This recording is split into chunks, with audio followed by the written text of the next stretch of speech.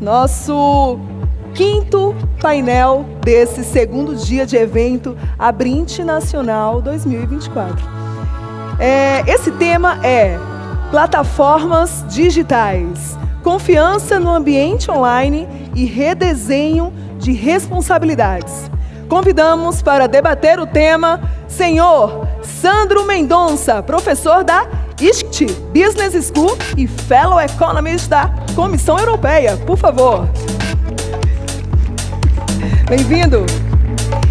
E de forma online, nós temos o senhor Otávio Pena Pierant, assessor na Secretaria de Políticas Digitais da SECOM.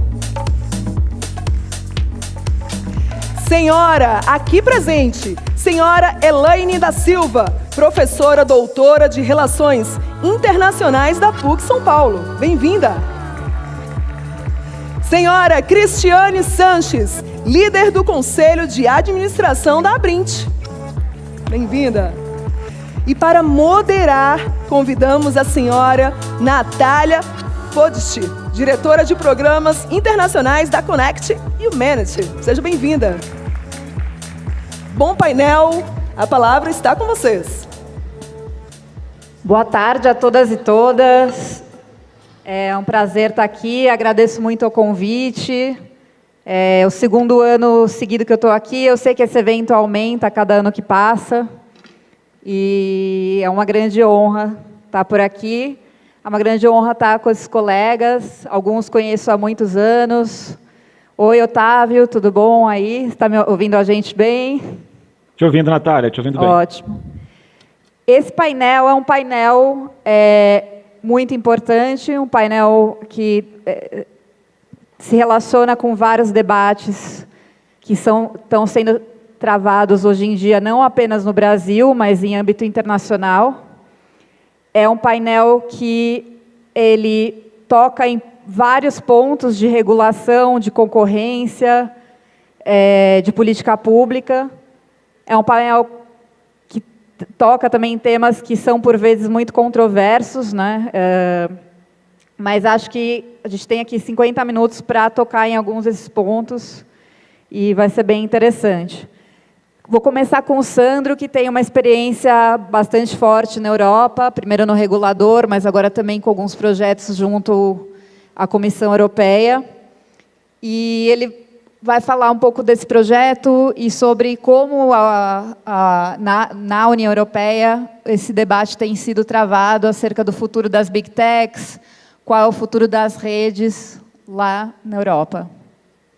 Muito obrigado. Boa tarde.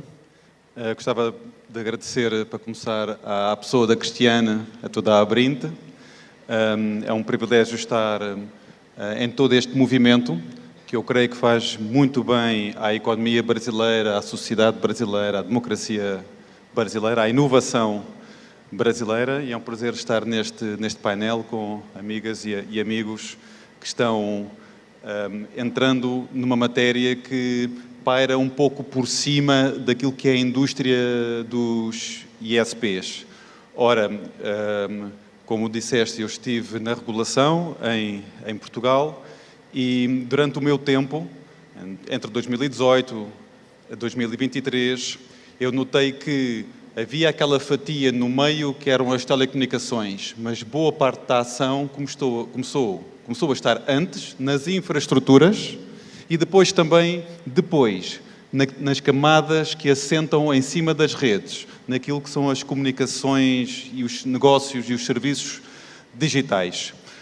Quando eu saio da Anacom, que fez agora um ano, eu estava a pensar que ia ter uma vida mais fácil voltando à universidade, mas aí eu recebo um telefonema no pico do verão e eu olho para o telefone e penso, é verão aqui em Portugal? É ainda mais verão em Bruxelas, porque eles não perdoam.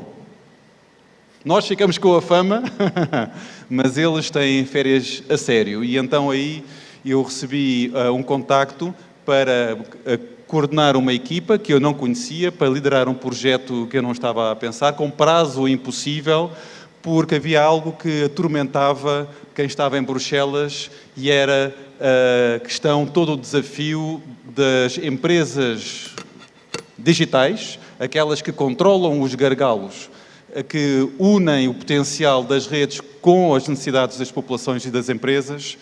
E foi o que aconteceu este ano. Saiu o relatório sobre como vai conviver a União Europeia em 2040, com estas grandes empresas. E eu, para chocar o meu interlocutor, o que eu consegui fazer foi encontrar 1 ou 2 factos que realmente fazem parar o comboio nos carris. E um desses factos foi nós tomarmos consciência que, se nós somarmos o orçamento das grandes tecnológicas, da Google, da Meta, da Apple, da Microsoft, da Amazon, somarmos os orçamentos de P&D, de pesquisa e desenvolvimento, num ano, ele é mais do dobro de toda a grana que os 27 países da União Europeia põem em conjunto, mais do dobro do que põem em conjunto a 7 anos. Vou deixar afundar aí a ideia. O orçamento da Amazon para P&D supera o orçamento federal da Alemanha, que é o maior país em termos de tecnologia da União Europeia.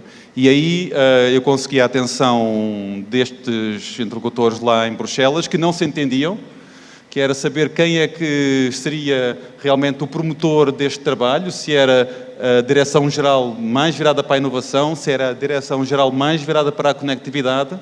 E este ano, havendo eleições, tudo ir evoluir até das responsabilidades dentro da Comissão Europeia, então nós percebíamos que continua a ser um tema que é mais fácil regular do que inovar, e em Bruxelas é mais fácil fazer PowerPoint, é mais fácil ditar regras para os outros, é menos fácil voltar a criar uma nova Airbus digital.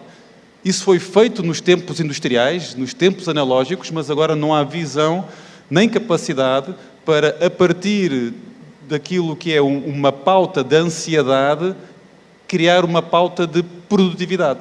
E eu creio que, ao contrário disso, o Brasil pode ter esta agenda mais produtiva na área da internet, pode também encontrar novos equilíbrios ao nível da regulação digital, tem capacidade para isso, para juntar todos estes temas e conseguir fazer algo que coloque o Brasil no mapa, percebendo que o Ocidente não tem as respostas de tudo, que o Norte global não será o referente, e pode fazer isso com outras potências globais, e eu tenho essa esperança no Brasil, que possa ensinar também o resto do mundo, e em particular os países de língua portuguesa.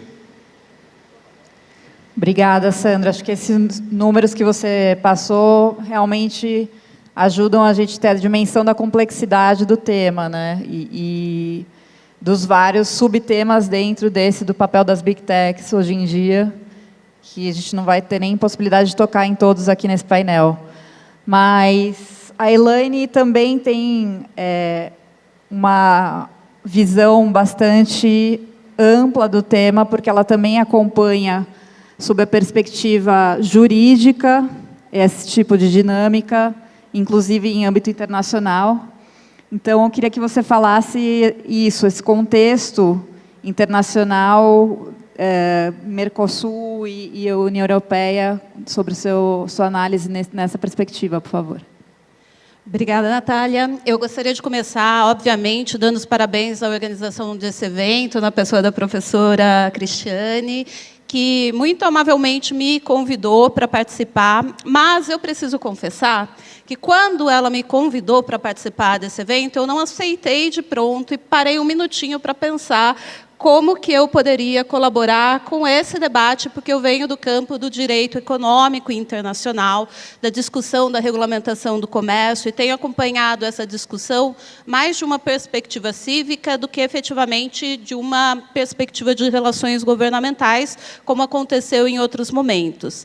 E, Cris, eu só aceitei no momento que eu falei, eu tenho um argumento que eu posso fazer, que talvez seja um argumento um pouco mais otimista, num cenário de grandes desafios que vão ser apresentados, que já começaram a ser apresentados por nosso colega da União Europeia e que provavelmente vai ser apresentado pelo colega que vem do governo, que é, quando nós falamos sobre desafios à regulamentação para a criação de confiança e redesenho de responsabilidade nas plataformas digitais, tudo parece muito novo. Falar em dissolução entre material virtual, falar em criação de plataformas, autorregulação de temas e regulamentações que não conhecem fronteiras, das grandes big techs que têm uma dimensão nunca antes conhecida, tudo parece muito novo. No entanto, quando nós pensamos na categoria, no gênero, no problema de problemas e questões que são interesse global, que afetam a todos e que são afetados por diferentes regulamentações, não é a primeira vez que a gente encontra esse tipo de problema. Então, a grande questão é a gente olhar para a experiência e ver como que esse tipo de problema foi resolvido em outros momentos. E aí hoje a gente vive um momento, quando pensamos em termos de grandes modelos de regulação da questão da criação da confiança e da segurança nas plataformas digitais, nós vemos a convivência de 3 grandes modelos que não envolvem o Brasil diretamente.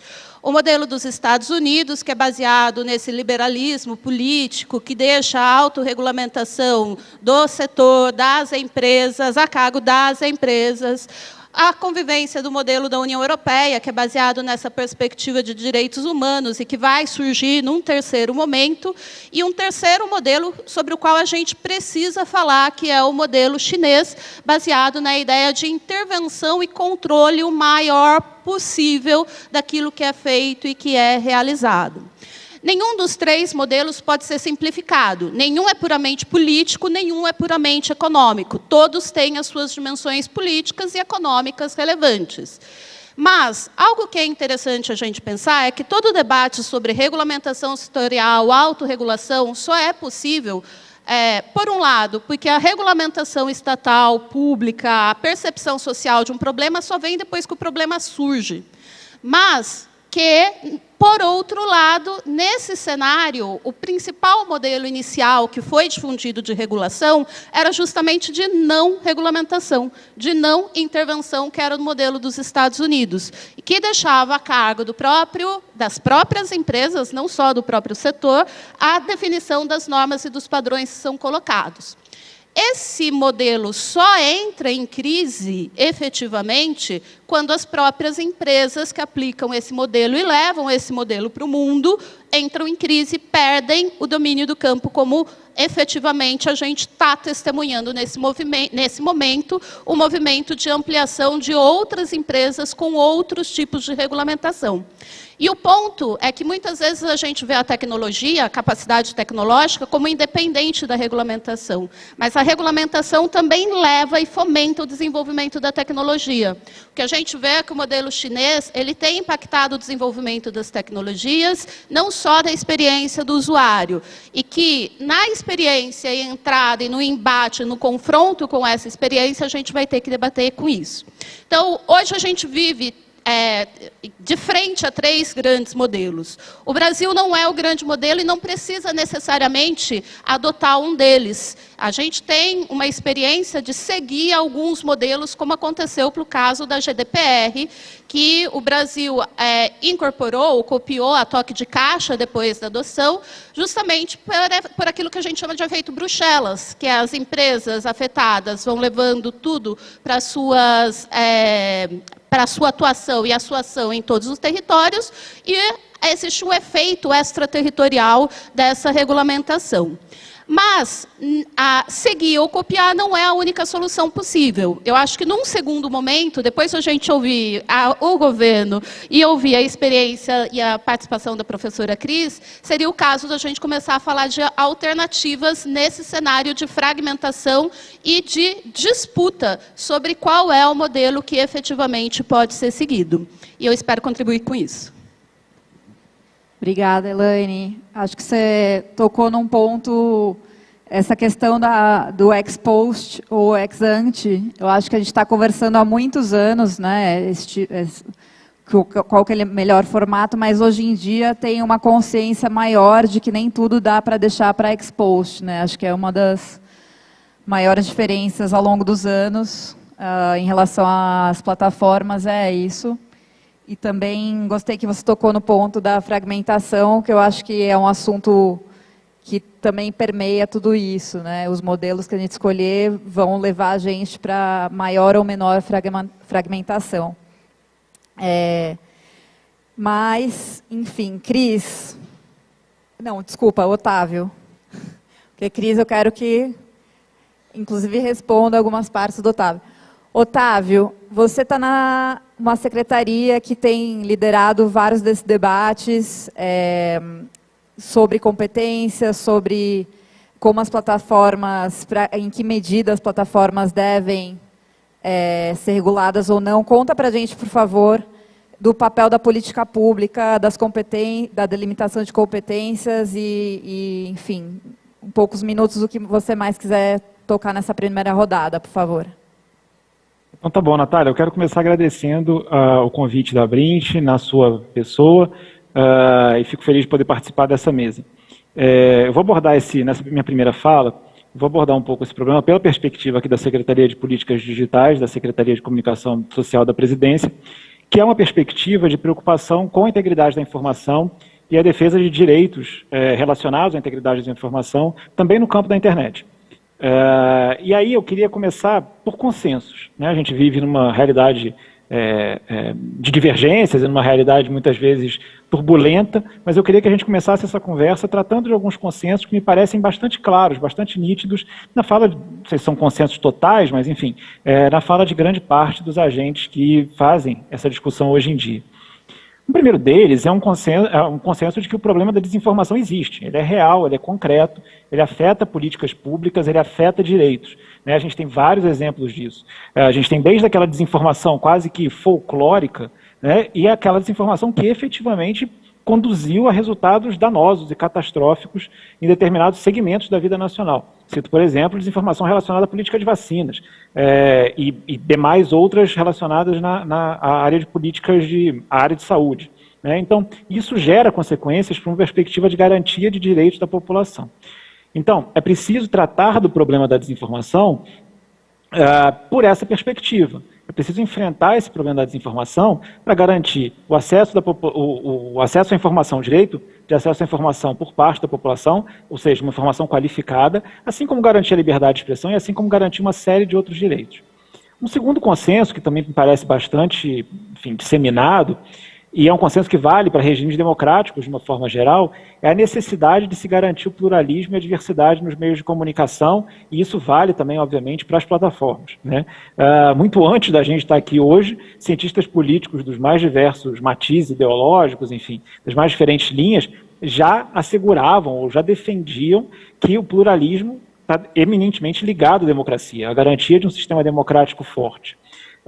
Isso também está relacionado a garantir um ambiente informacional confiável, e nesse ambiente informacional confiável, o jornalismo de interesse público ele tem que ser fortalecido. Então, o jornalismo de interesse público ele é uma das armas contra a desinformação, não a única, mas uma das armas centrais no combate à desinformação. Um outro consenso que também me parece digno de nota é o de que as plataformas elas têm responsabilidade pelos conteúdos publicados. Né? A gente pode fazer uma discussão sobre responsabilização de meios de comunicação, e aí vejam, eu sei que os meios de comunicação tradicionais têm características muito distintas das plataformas digitais, mas a gente consegue fazer esse paralelo em alguma medida. Então, as plataformas elas têm responsabilidade também pelos conteúdos que são publicados ali. O que está em debate é muitas vezes qual é ou em que casos ocorre essa responsabilidade, em que casos se configura essa responsabilidade por parte das plataformas e quais devem ser as medidas empregadas pelas plataformas para, simultaneamente, observar direitos e, simultaneamente, se evitar uma remoção em massa de conteúdos. Então, ninguém está defendendo um modelo que resulte numa remoção, numa derrubada em massa de conteúdos. O objetivo não é esse, nem nunca foi esse. O que está se defendendo é um ambiente seguro e confiável para que a informação se apresente, ou que o ambiente informacional se coloque da forma, com a forma mais qualificada possível. Tratar de todos esses problemas, como já foi ressaltado, tanto pelo Sérgio, tanto pelo Sandro, quanto tanto pelo Sérgio quanto pela Elaine, passa por regulação em alguma medida. Ou seja, passa pelo olhar do Estado e pela definição de regras de forma antecipada para que esse problema seja tratado. Regulação pressupõe uma série de camadas e estratégias distintas. Esse é um problema complexo. O ambiente digital é um problema complexo e por isso eu gosto de partir dessa configuração de determinados consensos e de uma busca por se refletir exatamente o que a gente quer com isso. O que a gente quer preservar, né? Que direitos a gente quer resguardar no ambiente digital. E aí há várias formas de se abordar esse problema. Por exemplo, no que se refere a conteúdos individuais, postagens que cada um de nós fazemos, normalmente a linha que se adota é uma autorregulação, né, sem intervenção direta por parte do Estado, principalmente quando se trata de um conteúdo que não foi impulsionado, um conteúdo, enfim, né, que se apresenta ali na plataforma. A gente costuma falar numa autorregulação para garantia de determinadas situações, determinados direitos. E aí faço um breve comentário final. Hoje o Brasil está num cenário de mudança, né, uma mudança nessa própria discussão. Então, na semana passada foi nomeada uma comissão específica para tratar daquilo que vinha sendo, ou do PL 2630, né, que vinha sendo tratado, o PL de combate à desinformação. Então, foi constituída uma comissão na Câmara dos Deputados por um grupo plural de parlamentares, né. Então, estamos aí num momento de redefinição ou de recolocação dessa discussão. Acho que no início, Natália, uma primeira intervenção, eu queria lançar essas questões. Obrigada, Otávio. Vou fazer uma propaganda não combinada ex ante, mas o Otávio está no governo, mas ele tem vários livros sobre o ecossistema de telecomunicações e tem várias publicações, então quem quiser dar uma olhada, acho que, se não me engano, estão todos abertos online, podem dar uma olhada também. Cris, ele falou muito, assim, algumas coisas no final mais objetivas, específicas, mas muito dos princípios. Mas a gente sabe que tem vários PLs rolando, alguns mais importantes que outros, e alguns, inclusive, bastante controversos, que tentam colocar aí uma régua de como a gente delimita, né, esses pontos que o Otávio falou. E também tem sempre um debate de até que ponto o judiciário vai ter, quais poderes vão ser do judiciário, quais vão ser do executivo. Você pode contar para a gente a sua perspectiva desse tipo dos PLs atuais e das propostas em relação a essa distribuição de competências, por favor? Obrigada pela pergunta. Obrigada pela pergunta, Natália. Está saindo? É um prazer estar aqui com vocês. Assim, Mai. Um prazer estar aqui com vocês. Esse painel está com uma formação incrível também. E assim, por que a gente trouxe esse tema para a plenária principal? Acho que a gente pode começar também por isso, para contextualizar para todo mundo que está assistindo, né? Aqui a gente, de alguma maneira, independentemente dos consensos que o Otávio trouxe para a gente está pensando sobre o futuro da internet, né? E não é só o futuro do Brasil, é o futuro da internet em geral. E o futuro da internet, ele passa por algumas questões. Um fato, por exemplo, que se observa hoje na internet, é que boa parte do conteúdo que existe, o www, o conteúdo publicado, né, ele não existe mais. E a gente está falando aí de praticamente 30% de quando o sistema World Wide Web foi concebido. Então, se perdeu muito conteúdo ao longo desses anos. E daí isso pode levar a duas conclusões possíveis, tá? E daí não são conclusões certeiras, são pensamentos, possibilidades, né? A primeira delas é que existe uma concentração de um mercado que já está bastante evoluído, e isso seria algo natural. Essa é uma possibilidade. A outra é que existe um direcionamento da internet feito pelas grandes plataformas, pelas grandes mídias, um direcionamento num viés de redes sociais. Essa também é uma perspectiva. E a terceira delas, que é a mais catastrófica, né, diria assim, que é uma fragmentação efetiva de tudo aquilo que se disponibiliza de forma ampla, aberta e restrita, que é como a gente conhece a internet. Então, esse é o mapa de fundo, digamos assim, de uma discussão que tem aspectos geopolíticos, aspectos de poder, como bem colocado aqui pela Elaine e pelo Sandro, tem aspectos de consenso, de moderação de conteúdo, né, e de análise dessa desinformação para se criar uma confiança na rede, e tem, por último, aspectos de responsabilização nas redes. E daí entra alguns PLs e entra também a discussão do Marco Civil da Internet. Então, hoje, para que vocês saibam também, se discute, né, no âmbito judiciário, STF, que é o tema 987, o artigo 19 do Marco Civil. E esse artigo é importante porque ele diz respeito a nós, provedores. Se você tem um conteúdo que é ilegal, ilícito, e aquele conteúdo foi publicado por alguém na internet, você não é responsabilizado, você é provedor de acesso. Mas se vem uma ordem judicial e fala, isso aqui está errado, você tem que tirar, e você não cumpre essa ordem, daí sim você é responsabilizado. Então essa é a nossa lógica de responsabilidade dos provedores de acesso à internet, que é diferente da lógica dos provedores de aplicações. E ali, simplesmente, não há uma lógica tão clara assim. E fica muito a critério da iniciativa, da consciência e dos padrões criados pelas grandes empresas de conteúdo. Então, o âmbito, digamos, de discussão dessa responsabilidade na internet perpassa essas duas pontas. Agora, quem vai chegar antes, né? Vai ser o judiciário, que vai chegar antes cravando uma decisão ali, ou vai ser o legislativo que vai emendar PLs ou juntar PLs e tratar de tudo isso que a gente está falando. Então, do ponto de vista prático, conseguir uma lei que trate de tudo isso é simplesmente impossível. E se ela vier, vai ser com certeza um desastre, né? Isso a gente tem certeza. Agora, leis nacionais que consigam traduzir boas situações de moderação de conteúdo, sim, acho que isso a gente pode discutir e tem um caminho bom aí pela frente para ter, digamos, uma boa sinalização da confiança nas redes que todo mundo precisa ter. Agora, do ponto de vista do funcionamento mesmo da internet, a gente também não tem muita certeza de qual é o impacto.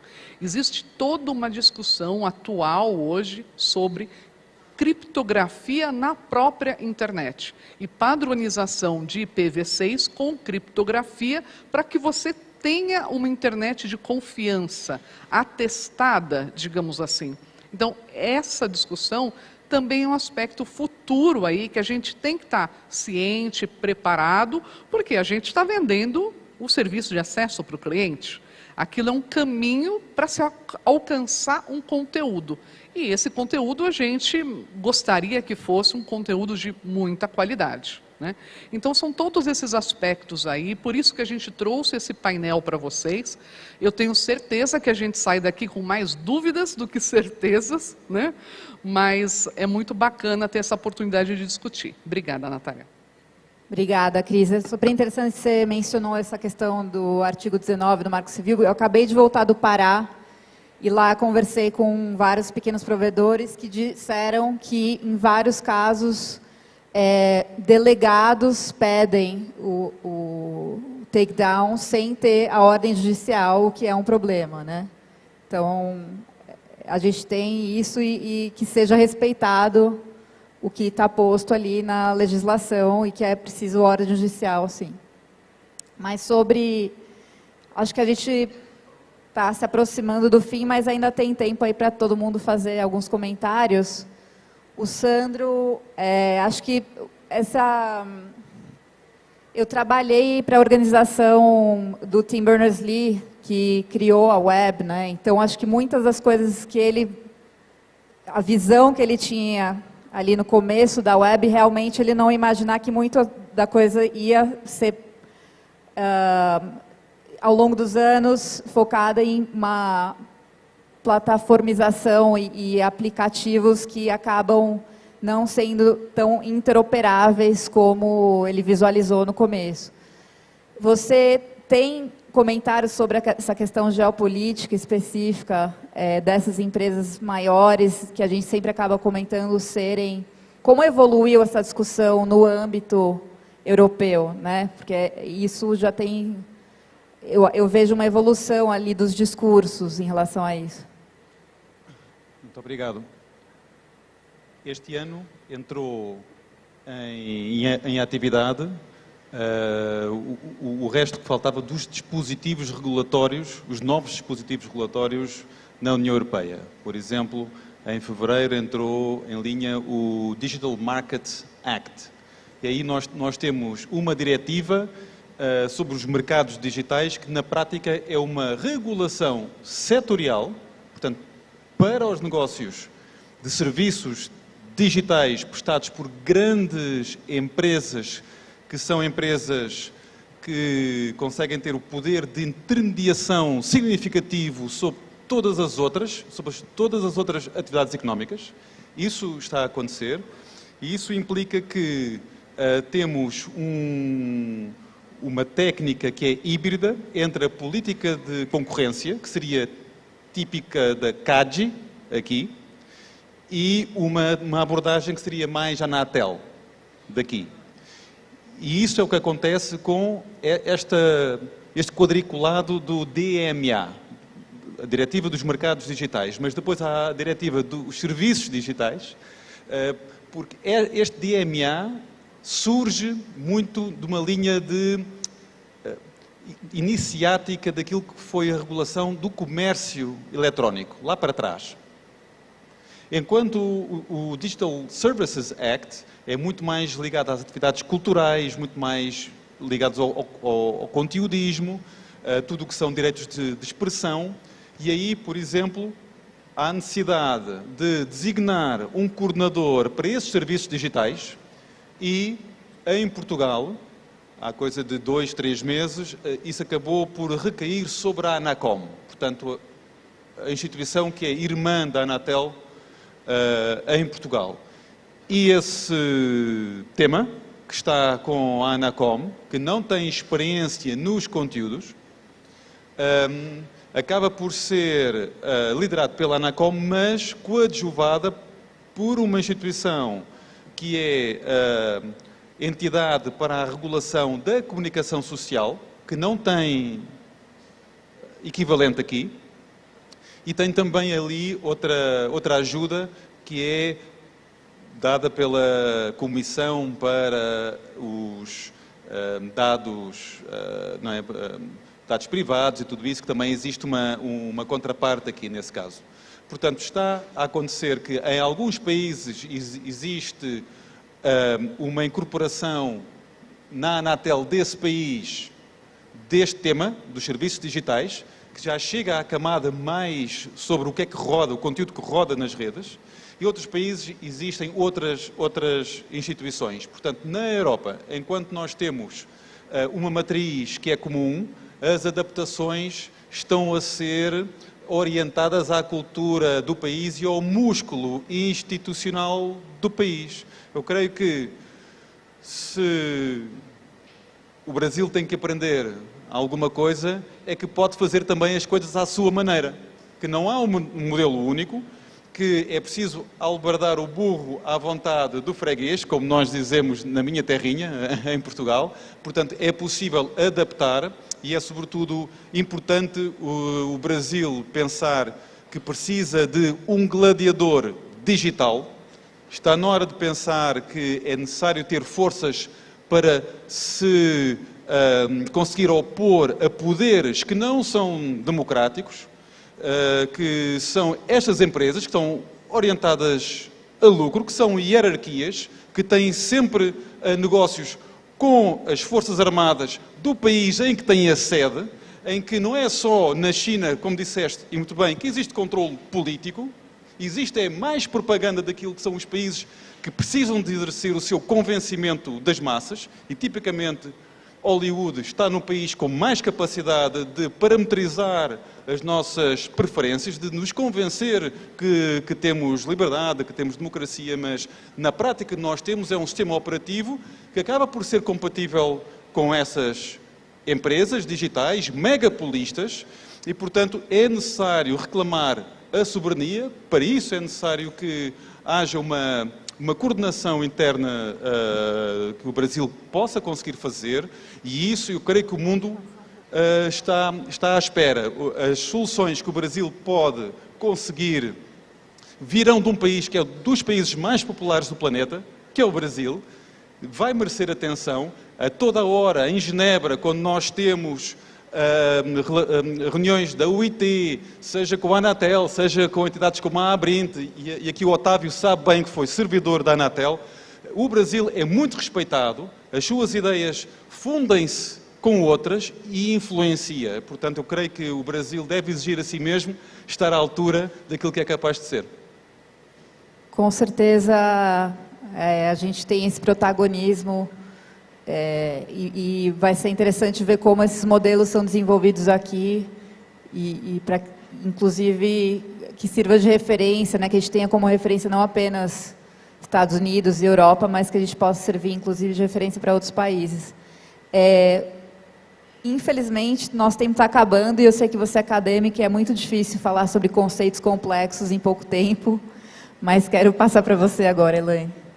Obrigada, Natália. Eu acho que eu vou só fazer 2 ou 3 observações bem rápidas, e aí trazendo um pouco o pragmatismo da pessoa que nasceu num país em desenvolvimento como o Brasil, que obviamente sabe que a internet na Alemanha, onde eu também morei, não é melhor do que a brasileira. Tenho muito melhor acesso à internet aqui em São Paulo do que tinha em Berlim. Mas, contudo, entretanto, todavia, a experiência de brasileira acompanhando negociações internacionais me mostra que a nossa capacidade de realmente influenciar e determinar condições normativas, ela é muito limitada historicamente. Houve algumas iniciativas em alguns momentos que a gente conseguiu fazer isso.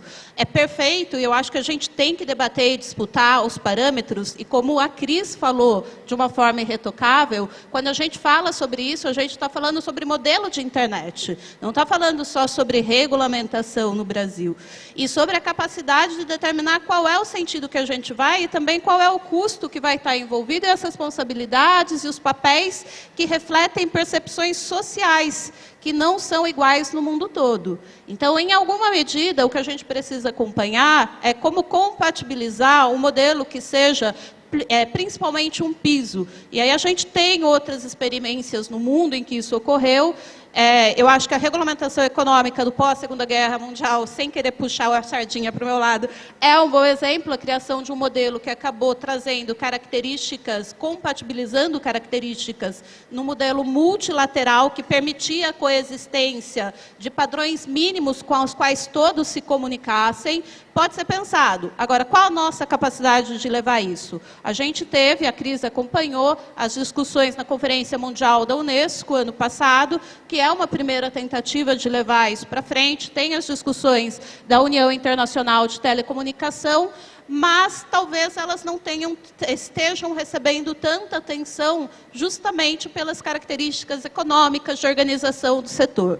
Talvez o que eu falaria para todo mundo é começar a pensar que não dá para regulamentar só o Brasil, que a gente tem que fazer isso como o gato, que está com o gato que está no olho no peixe e o olho lá no que vai pegar ele, caçar ele, para tentar sair desse cenário de imbróglio no qual nós estamos nesse momento. Obrigada, Elaine. Realmente, esse gato aí está com uma tarefa bastante complexa. Otávio, tu tem, por favor, só 2 minutinhos. Tá bom, Natália, vou fazer 2 comentários e me restringir esses 2 minutos. O primeiro deles é que a gente precisa avançar. A gente viveu um cenário no ano passado, na discussão do 2630, em que uma resistência se deu, e foi uma resistência focada em criar obstáculos ao debate e criar obstáculos a uma nova lei. Aí, recentemente, para quem acompanhou o PL do vídeo sob demanda, né, do VOD, como a gente chama, um cenário parecido se repetiu. De novo, uma tentativa de barrerar o debate, dificultar o debate, e agora a gente está vivendo um momento de discussão do PL de inteligência artificial, né, do PL de IA. E eu espero que esse cenário não se repita, mas é fundamental para que a gente possa enfrentar os desafios que se colocam, que a gente avance na perspectiva legal. E aí, meu segundo comentário, o Sandro foi muito feliz quando ele falou que o Brasil não precisa reproduzir um modelo estrangeiro. O Brasil tem que adaptar um modelo, ou melhor, tem que olhar para os diferentes modelos e criar o seu modelo que faça sentido.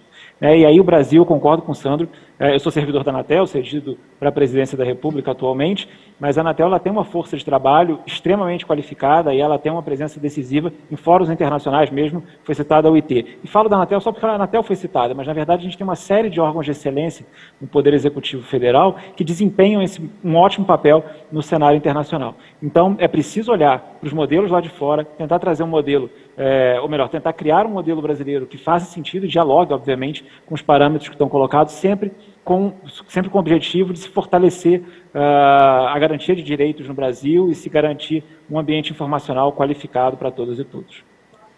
Obrigada, Otávio. Eu acho que é interessante também destacar só rapidamente que o Brasil, em relação à governança da internet, o Brasil tem um destaque há vários anos, em alguns momentos maior do que outros, mas esse destaque existe. Então, vários desses temas que a gente está conversando aqui, o Brasil já é, ao longo dos anos, um país que coloca ali no âmbito internacional várias agendas e leva pontos únicos e importantes na governança de internet. Então, só comentar isso muito rapidamente também. Cris, temos pouquíssimo tempo. Desculpa, mas sei que é necessário terminar na hora aqui o painel. Na verdade, eu quero agradecer a participação de todos vocês. É um privilégio, né, para todos os provedores que estão aqui na Brint, conseguir dialogar um pouco, mesmo que só ouvindo, só podendo ouvir por conta do tempo, né, esse tema tão importante. E é isso, a gente não pode deixar acontecer que outros decidam por nós, ou que um poder judiciário, que mesmo que seja respeitado, sim, e a Brint tem o seu apreço pelo poder judiciário naturalmente, que imponha uma decisão que tem que ser discutida num âmbito muito mais amplo. Então, acho que essa é a grande questão, a gente precisa discutir o tema, se movimentar, porque senão vai dar ruim, né? É isso, obrigada, Natália. Obrigada a você, obrigada a todos e todas. É um prazer e agradeço novamente o convite. Espero que a gente possa estar aqui ano que vem novamente. Muito obrigada.